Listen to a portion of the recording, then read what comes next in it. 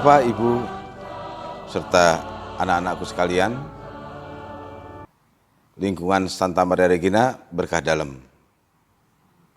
Selamat bertemu lagi dalam pertemuan BKSN pada materi yang ketiga, yaitu orang berdosa namun dipercaya oleh Tuhan.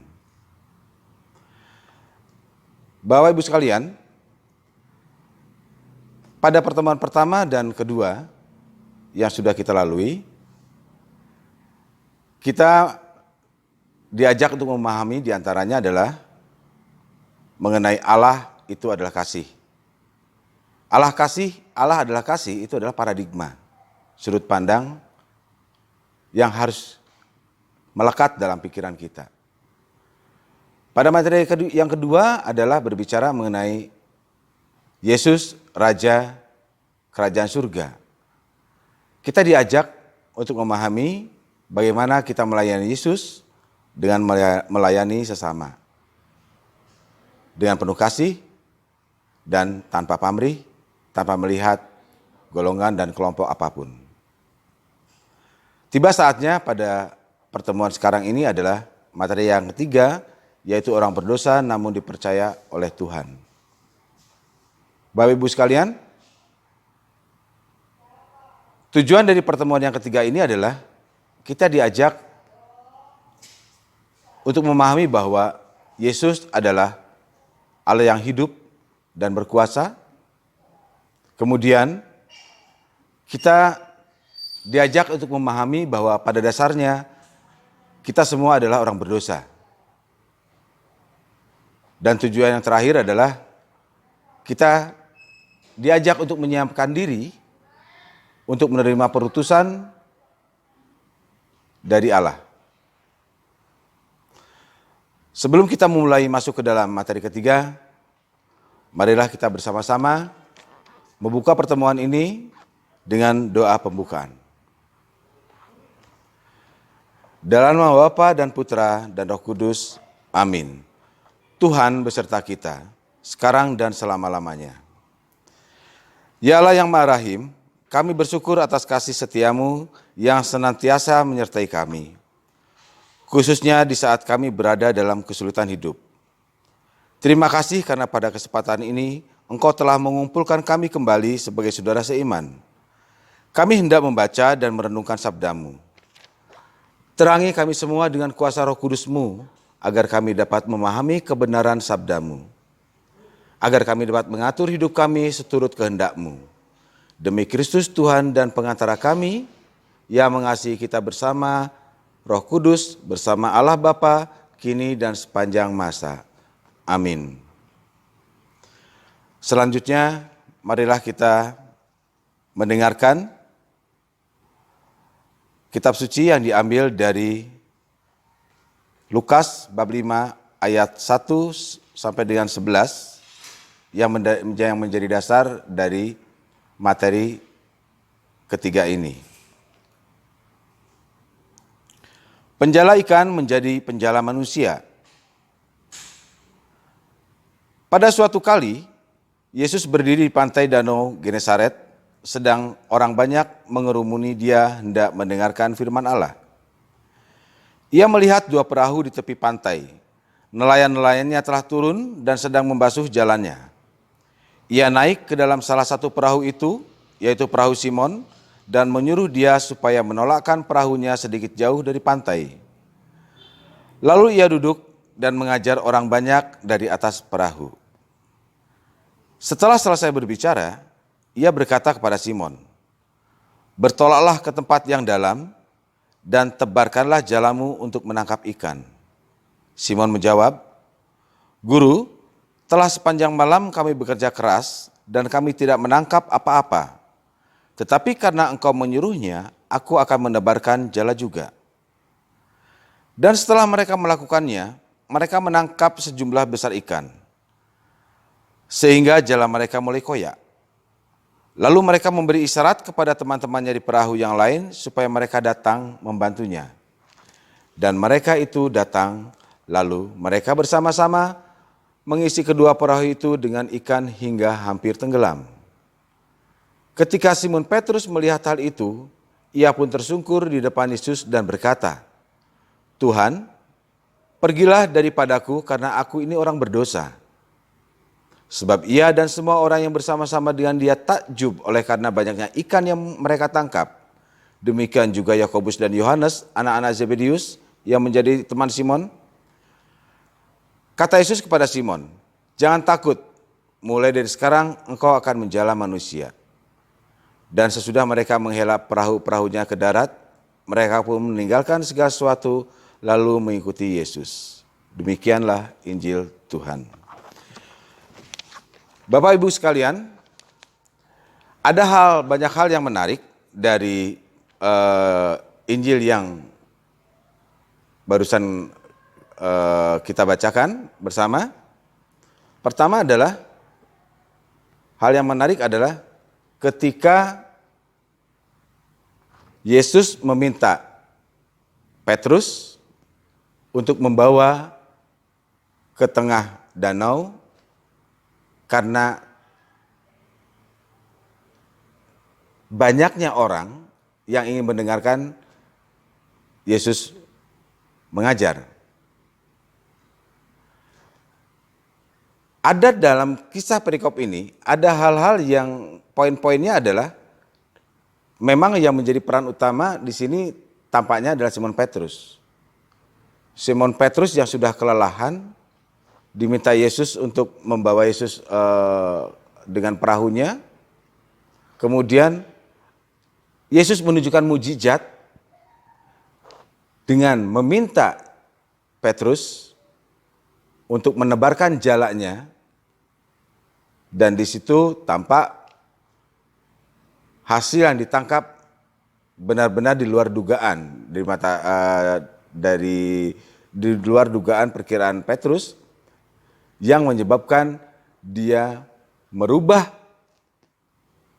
dari asalnya memanggil Yesus guru menjadi Tuhan. Dan terakhir adalah berbicara bagaimana Yesus menyampaikan kepada Petrus, "Jangan takut, mulai sekarang engkau menjala manusia." Dalam Injil yang tadi kita bacakan dalam perenungan ini, memang yang paling utama, yang paling pertama disadari bahwa Yesus adalah Allah yang hidup, yang menjala manusia. Dia bisa memerintahkan alam. Anda bisa bayangkan, di siang hari yang umumnya nelayan menangkap ikan di malam hari, ini di siang hari dengan memerintahkan kepada Petrus, ikan-ikan itu mengumpul di suatu tempat dan akhirnya masuk ke dalam jala dan bahkan sampai jala itu terkoyak. Kedua, Injil ini menjelaskan, ingin menerangkan peristiwa di mana ada penyadaran diri dalam diri Petrus bahwa dia berdosa. Bapak Ibu sekalian, kalau kita lihat dari judul materi, jelas dikatakan orang berdosa namun dipercaya oleh Tuhan. Orang berdosa ini adalah bukan Petrus, bukan murid-murid yang lain. Yang dimaksud orang berdosa di sini adalah saya dan Anda sekalian. Sejauh mana kita bisa menyadari bahwa kita orang berdosa? Sama halnya dengan Petrus. Kenapa Petrus bisa mengakui bahwa dia orang berdosa? Memang Petrus melihat dengan mata kepala sendiri, dia merasa berdosa dan dia bisa merubah dari awalnya memanggil guru kepada Yesus menjadi Tuhan karena Yesus menunjukkan mujizat. Apakah di masa sekarang kita pun bisa merasakan mujizat Tuhan? Apakah di masa sekarang kita mampu untuk menyadari diri kita bahwa kita orang berdosa? Ada satu tip dalam perenungan yang pernah saya lakukan.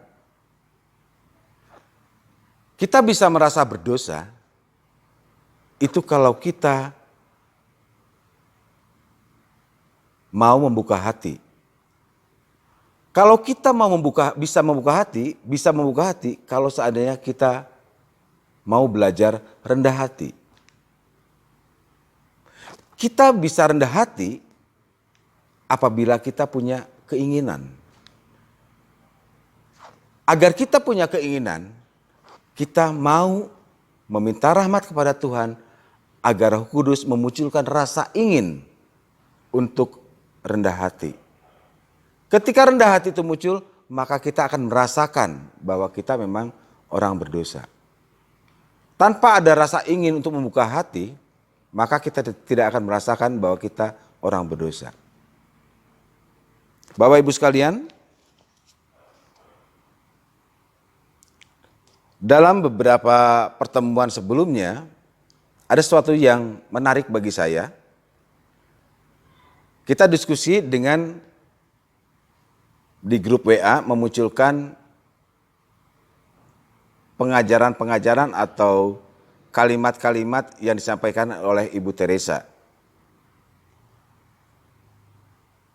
Saya jadi ingat, Ibu Teresa tuh pernah mengatakan bahwa menjadi orang yang rendah hati itu adalah salah satunya adalah jangan ingin tahu urusan orang lain. Itu salah satu. Ada 10 yang saya ingat adalah jangan pernah ingin tahu urusan orang lain. Dan ada lagi, ambil bagian yang tersulit. Kalau kita hubungkan dengan era sekarang ini, di zaman sekarang ini, bahwa di era zaman yang serba instan, baik masalah informasi, komunikasi, didukung oleh era digital, artinya itu membuat kondisi manusia itu salah satunya lebih ingin tahu yang bukan urusannya. Istilah kerennya kepo. Kalau kita melihat dengan fenomena seperti itu, bagaimana mungkin kita menjadikan pribadi yang rendah hati? Nah, oleh karena itu, kembali bahwa penyadaran diri kita sebagai orang berdosa adalah yang menjadi hal yang terpenting ketika kita sudah mengakui bahwa Yesus adalah Allah yang hidup. Kembali ke cerita masalah Petrus. Mungkin kita bisa mengatakan Petrus merasa berdosa karena melihat mukjizat. Dan sekarang, apakah mukjizat itu ada? Bapak Ibu sekalian, mukjizat itu tetap ada. Kita bisa merasakan mukjizat Tuhan dalam setiap peristiwa yang kita lalui, kehidupan kita. Kita bisa merasakan mukjizat itu ada. Apabila kita benar-benar bisa merasakan kedekatan kita dengan Tuhan. Saya mengajak, marilah kita belajar untuk menemukan Tuhan dalam keheningan. Apabila kita sudah merasakan bahwa kita berdosa, kita pun disadari bahwa Yesus telah meminta Petrus untuk menjala manusia.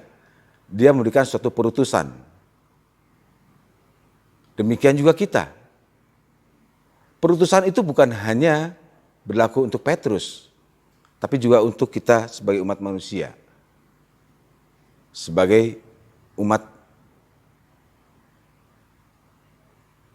yang percaya akan Yesus. Walaupun kita berdosa, Tuhan masih mengharapkan kita untuk terlibat dalam karya-karyanya di dunia ini. Demi sebuah tujuan jangka panjang Tuhan, yaitu agar manusia menjadi kudus. Siapkah kita menerima perutusan itu? Sebelum saya akhiri dengan dalam materi ini, saya ingin mengajak bersama-sama kepada Bapak Ibu, khususnya umat Katolik Santa Maria Regina, jadilah umat Katolik yang tidak hanya ada di sekitar altar, tetapi juga ada di pelataran, bahkan di pasar. Tidak hanya menjadi orang Katolik yang hanya berdoa saja. Marilah kita muncul, kita hadir di tengah masyarakat sekitar hidup kita, tempat kita tinggal. Bahkan kalau bisa lebih luas lagi, di masyarakat yang lebih luas. Sebagai bentuk perutusan, bawalah kabar sukacita Allah. Demikianlah penjelasan pemaparan materi ketiga ini. Semoga bisa bermanfaat bagi kita semua, dan kita akan ketemu pada pertemuan diskusi melalui WA Group pada malam nanti. Sebelum kita akhiri, marilah kita tutup dengan doa penutup. Ya Allah yang Maha Cinta, kami bersyukur atas sabda-Mu yang menginspirasi kami. Bantulah kami selalu dengan kuasa Roh Kudus-Mu, agar kami dapat mengenali diri kami di hadapan-Mu dan berani mempersembahkan hidup kami untuk kerajaan-Mu. Ingatkanlah kami bahwa dalam keberdosaan kami, sekalipun Engkau tetap merangkul kami dan mempercayai kami untuk melakukan kehendak-Mu. Demi Kristus Tuhan kami. Amin. Dalam nama Bapa dan Putra dan Roh Kudus. Amin.